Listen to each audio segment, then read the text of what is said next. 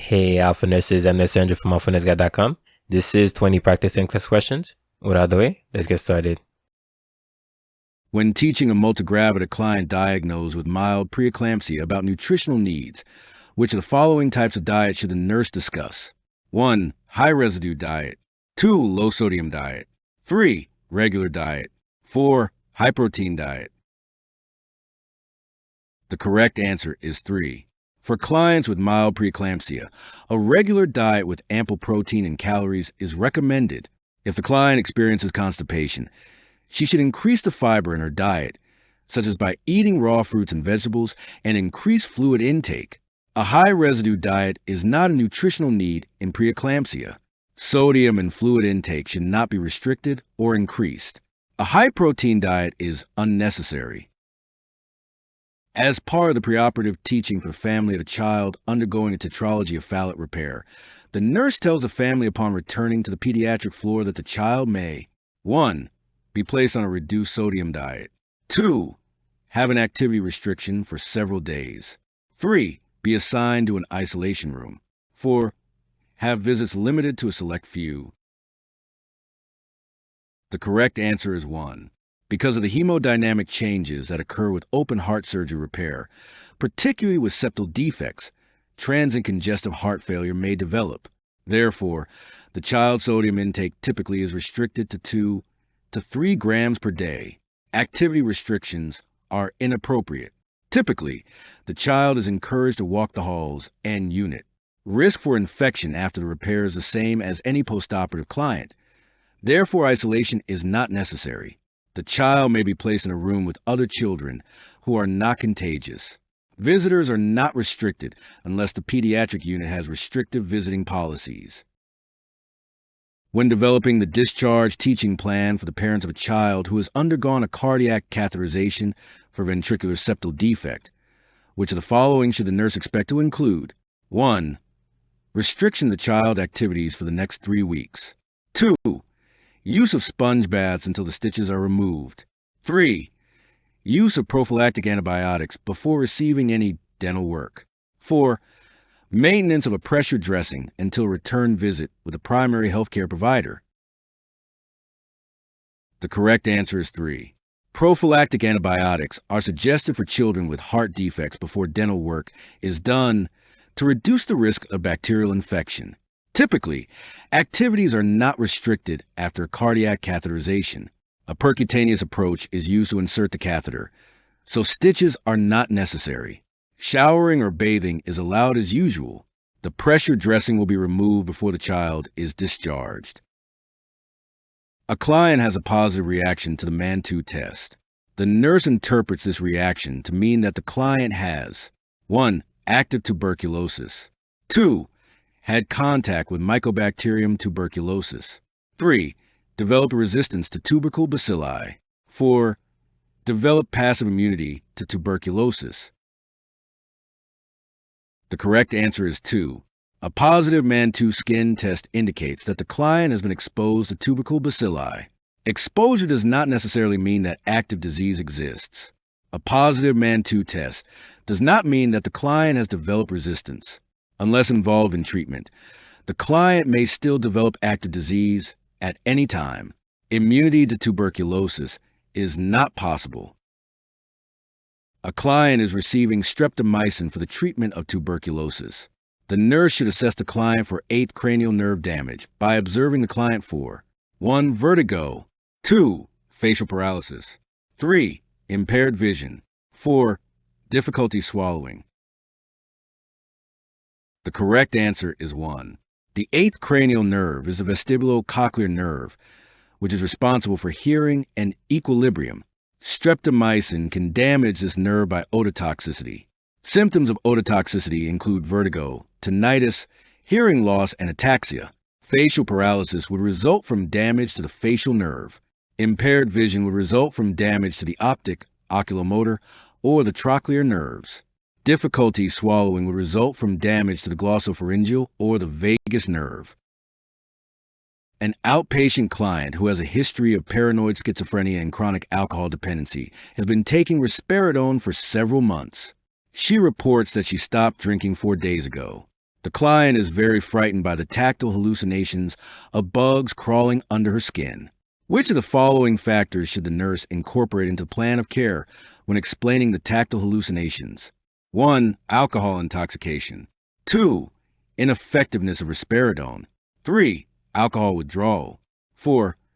Interaction of alcohol and risperidone. The correct answer is 3. Tactile hallucinations are more common in alcohol withdrawal than in schizophrenia. Therefore, the nurse should explain that these hallucinations are the result of withdrawal from alcohol. Because the client stopped drinking 4 days ago, the client is not intoxicated. Risperidone has little effect on symptoms of alcohol withdrawal. It is prescribed for symptoms of schizophrenia. Alcohol and risperidone have an additive effect, not one of causing hallucinations. When conducting a mental status examination with a newly admitted client who has an axis-I diagnosis of paranoid schizophrenia, the client states, "I'm being followed. It's not safe. They're monitoring my every move." In which of the following areas of the mental status examination should the nurse document this information? 1. Thought content. 2. Quality of speech. 3. Insight. 4. Judgment. The correct answer is 1. The client is voicing paranoid delusions of being followed and monitored. Presence of delusions is described in the area of thought content in the mental status examination. The speech section would typically include documentation of disturbances in speech or pressured speech. In the insight section, the nurse would document information reflecting a lack of insight. For example, statements such as, "I don't have a problem." In the judgment section, the nurse would document information reflecting a lack of judgment. For example, poor choices such as buying a gun for self-protection. The nurse who is caring for a client with kidney failure notes that the client is dyspneic and crackles are heard on auscultation of the lungs.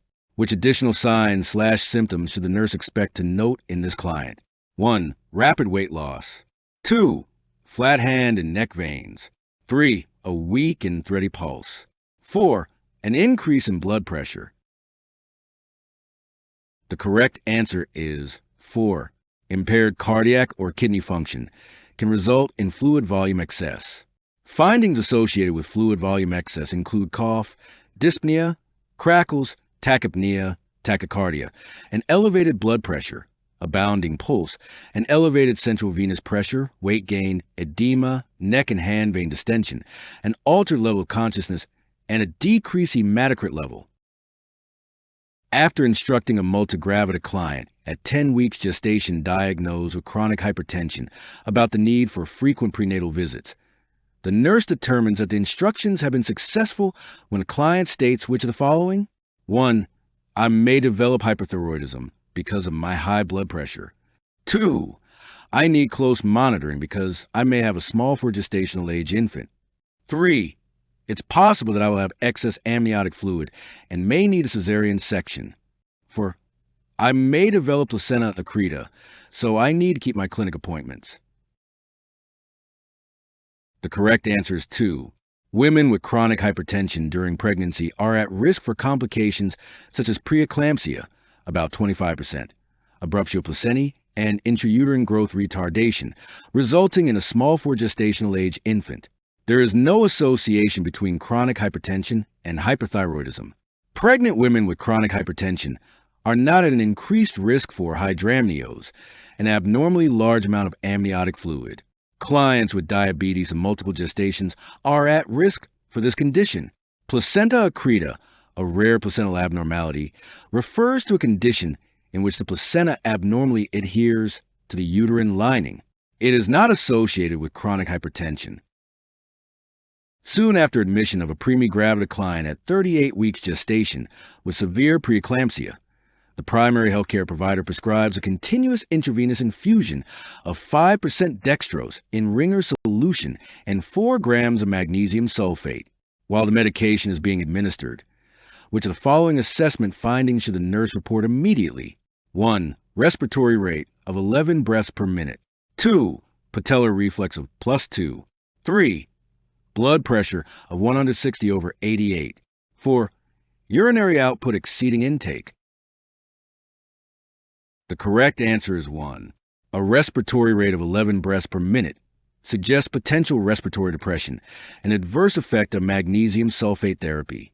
The medication must be stopped, and the primary healthcare provider should be notified immediately. A patellar reflex of +2 is normal. Absence of patellar reflex suggests magnesium toxicity. A blood pressure reading of 160/88 would be a common finding in a client with severe preeclampsia. Urinary output exceeding intake is not likely in a client receiving intravenous magnesium sulfate. Oliguria is more common. After instructing a multigravida client diagnosed with mild preeclampsia how to keep a record of fetal movement patterns at home, the nurse determines that the teaching has been effective when the client says that she will count the number of times the baby moves during which of the following time spans. 1. 30-minute period 3 times a day. 2. 45-minute period after lunch each day. 3. 1-hour period each day. 4. 12-hour period each week. The correct answer is 3. Numerous methods have been proposed to record the maternal perceptions of fetal movement or kick counts. A commonly used method is the Cardiff count to 10 method. The client begins counting fetal movements at a specified time and notes the time when the 10th movement is felt. If the client does not feel at least 6 movements in a 1-hour period, she should notify the healthcare provider. The fetus typically moves an average of 1 to 2 times every 10 minutes, or 10 to 12 times per hour. A 30 or 45-minute period is not enough time to evaluate fetal movement accurately. The client should monitor fetal movements more frequently than 1 time per week. 1 hour of monitoring each day is adequate. A child has had open heart surgery to repair a tetralogy of Fallot with a patch. The nurse should instruct the parents to 1. Notify all healthcare providers before invasive procedures for the next 6 months. 2. Maintain adequate hydration of at least 10 glasses of water a day. 3. Provide for frequent rest periods and naps during the first 4 weeks. 4. Restrict the ingestion of bananas and citrus fruit. The correct answer is 1. Children who have undergone open heart surgery with a patch are at risk for infection, especially subacute bacterial endocarditis, SBE, for the first 6 months following surgery. The newest evidence-based guidelines suggest that once the patch has epithelialized, these precautions are no longer necessary. Therefore, parents are instructed about SBE precautions, including the need to notify providers before invasive procedures so antibiotics can be prescribed for that time period. Having the child drink a very large amount of water may lead to fluid overload. Children gear their rest schedule to their activities, making it unnecessary to schedule frequent rest periods. Bananas and citrus fruit are high in potassium, but there is no evidence provided that the child has an elevated serum potassium requiring restriction. When teaching the parents of a child with ventricular septal defect who is scheduled for a cardiac catheterization, the nurse explains that this procedure involves the use of which of the following: 1. Ultra-high frequency sound waves. 2. Catheter placed in the right femoral vein. 3. Cut-down procedure to place a catheter. 4. General anesthesia. The correct answer is 2.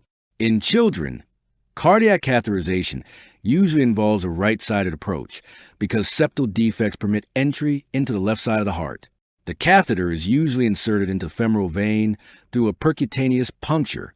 Echocardiography involves the use of ultra-high frequency sound waves. A cut-down procedure is rarely used. The catheterization is usually performed under local, not general, anesthesia with sedation. The nurse is teaching a client who has been diagnosed with tuberculosis how to avoid spreading the disease to family members. Which statement indicate that the client has understood the nurse's instructions? Select all that apply. 1. I will need to dispose of my old clothing when I return home. 2. I should always cover my mouth and nose when sneezing. 3. It is important that I isolate myself from family when possible. 4. I should use paper tissues to cough in and dispose of them promptly. 5. I can use regular plates and utensils whenever I eat. The correct answers are 2, 4, 5. When teaching the client how to avoid the transmission of tubercle bacilli, it is important for the client to understand that the organism is transmitted by droplet infection. Therefore, covering the mouth and nose when sneezing, using paper tissues to cough in with prompt disposal, and using regular plates and utensils indicate that the client has understood the nurse's instructions about preventing the spread of airborne droplets. It is not essential to discard clothing, nor does the client need to be isolated from family members. A client is receiving streptomycin in the treatment regimen of tuberculosis. The nurse should assess for 1. Decreased serum creatinine. 2. Difficulty swallowing. 3. Hearing loss. 4. IV infiltration. The correct answer is 3. Streptomycin can cause toxicity to the 8th cranial nerve, which is responsible for hearing, balance, and body position sense. Nephrotoxicity is a side effect that would be indicated with an increase in creatinine. Streptomycin is given via intramuscular injection. A client who is newly diagnosed with paranoid schizophrenia tells a nurse, "The aliens are telling me that I'm defective and need to be eliminated." Which of the following responses by the nurse is most appropriate initially? 1. I know those voices are real to you, but I don't hear them. 2. You are having hallucinations as a result of your illness. 3. I want you to agree to tell staff when you hear these voices. 4. Your medications will help control these voices you are hearing. The correct answer is 3. The client may act on command hallucinations and harm himself or others. Therefore, the staff need to know when the client is hearing such commands to ensure safety first. Telling the client that the voices are real, but that the nurse doesn't hear them would be an appropriate response later in the client's hospitalization, when the client's safety is no longer an issue because antipsychotics are beginning to take effect. Telling the client that the hallucinations are part of the illness or that medications will help control the voices would be appropriate once the client has developed some insight into the symptoms of the illness. While conducting a home visit for a client diagnosed with paranoid schizophrenia discharged 1 week ago, the client's mother tearfully states, "I can hardly sleep because I'm so worried about my daughter. I'm afraid to leave her alone in the house. What if something should happen while I'm gone?"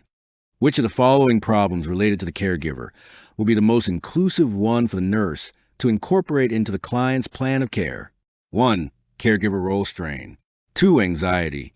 3. Fear. 4. Disturbed sleep pattern. The correct answer is 1. The nurse recognizes the mother's feelings of being overwhelmed with the issues concerning the management of her daughter at home as caregiver role strain. Anxiety, fear, and sleep disturbances all contribute to caregiver role strain. The nurse should help the mother elicit the support of other family members or friends, continue with psychoeducation, and help the family connect with the Alliance for the Mentally Ill for support, reassurance, and education. The nurse should do which of the following actions first when admitting a multigravida client at 36 weeks gestation with a probable diagnosis of abruptio placentae? 1. Prepare the client for a vaginal examination. 2. Obtain a brief history from the client. 3. Insert a large gauge intravenous catheter. 4. Prepare the client for an ultrasound scan. The correct answer is 3. Abruptio placentae is a medical emergency because the degree of hypovolemic shock may be out of proportion to visible blood loss. On admission, the nurse should plan to first insert a large gauge intravenous catheter for fluid replacement and oxygen by mask to decrease fetal anoxia. Vaginal examination usually is not performed on pregnant clients who are experiencing third trimester bleeding due to abruptio placentae because it can result in damage to placenta and further fetal anoxia. The client's history can be obtained once the client has been admitted and the intravenous line has been started. The goal is birth of the fetus, usually by emergency cesarean section. The nurse should also plan to monitor the client's vital signs and the fetal heart rate. Ultrasound is of limited use in the diagnosis of abruptio placentae. After reinforcing the danger signs to report with a gravida 2 client at 32 weeks gestation with an elevated blood pressure, which client statements would demonstrate her understanding of when to call the primary healthcare provider's office. Select all that apply. 1. If I get up in the morning and feel dizzy, even if the dizziness goes away. 2. If I see any bleeding, even if I have no pain. 3. If I have a pounding headache that doesn't go away. 4. If I notice the veins in my legs getting bigger. 5. If the leg cramps at night are waking me up. 6. If the baby seems to be more active than usual. The correct answers are 2, 3, and 6. Vaginal bleeding with or without pain could signify placenta previa or abruptio placentae. Continuous or pounding headache could indicate an elevated blood pressure, and change in the strength or frequency of fetal movements could indicate that the fetus is in distress. Orthostatic hypotension can occur during pregnancy and can be alleviated by rising slowly. Leg veins may increase in size due to additional pressure from the increasing uterine size, while leg cramps may also occur and can commonly be decreased with calcium supplements. The nurse is administering intravenous magnesium sulfate as prescribed for a client at 34 weeks gestation with severe preeclampsia. Which of the following are desired outcomes of this therapy? Select all that apply. 1. Temperature, 98 degrees Fahrenheit. Pulse, 72. Respiration, 14. 2. Urinary output less than 30 milliliters per hour. 3. Fetal heart rate with late decelerations. 4. BP of less than 140/90. 5. Deep tendon reflexes 2+. 6. Magnesium level equals 5.6 milligrams per deciliter.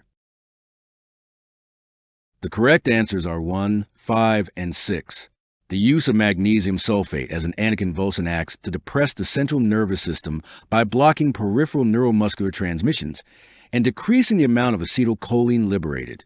While being used, the temperature and pulse of clients should remain within normal limits. The respiratory rate needs to be greater than 12 respirations per minute.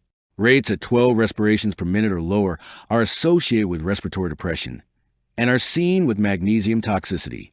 Renal compromise is identified with urinary output of less than 30 milliliters per hour. A fetal heart rate that is maintained within the 112 to 160 range is desired without later or variable decelerations. Deep tendon reflexes should not be diminished or exaggerated. The therapeutic magnesium sulfate level 5 to 8 milligrams per deciliter is to be maintained.